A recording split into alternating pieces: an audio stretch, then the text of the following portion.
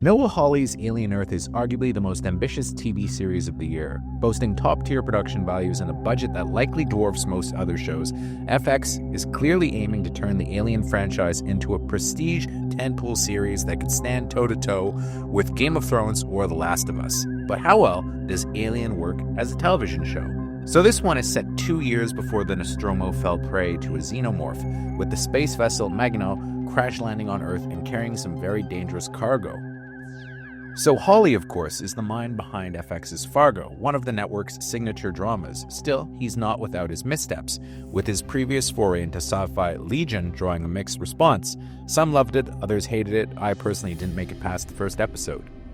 With Alien Earth, Hawley wears his love for Ridley Scott's original film on its sleeve. The pilot opens with the awakening of the doomed crew above the Magno, directly echoing scenes from the 1979 classic. The production design is nearly identical and the blue-collar working stiffs and space vibe is faithfully preserved.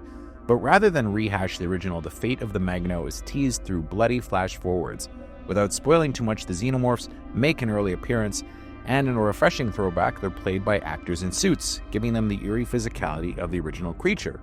Now, of course, this is set before 1979's Alien, so you can imagine that even if a xenomorph ends up on Earth, it's not going to be like xenomorphs all over the planet. It's going to be probably pretty focused because the crew of the Nostromo, 2 years later, have no idea what a xenomorph is, so it's all going to be much more contained, I think, than people thought when the title Alien Earth was actually announced. So if you've been waiting for xenomorphs on Earth all this time in the franchise, you're going to get xenomorphs on Earth, but it's not going to be at the massive scale that some might have assumed. And of course, the show isn't all about alien carnage. The first episode keeps the horror to a minimum and instead focuses on setting the stage for a larger narrative sandbox. So if you're planning to go in completely fresh, consider this your spoiler warning and then just stop now. Still here? Okay, good. The central character is Wendy, who's played by Sydney Chandler. She's a terminally ill child whose mind is transplanted into a synthetic adult body to save her life. It's quickly revealed that she's the first of what's supposed to be many terminally ill children who wind up in synthetic bodies, all designed to handle hazardous tasks like, say, investigating a certain downed spaceship.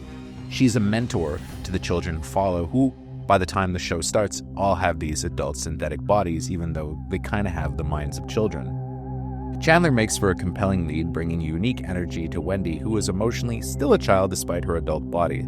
Timothy Oliphant plays her mentor and guardian, Kirsch, a full synthetic himself, and he's suitably enigmatic.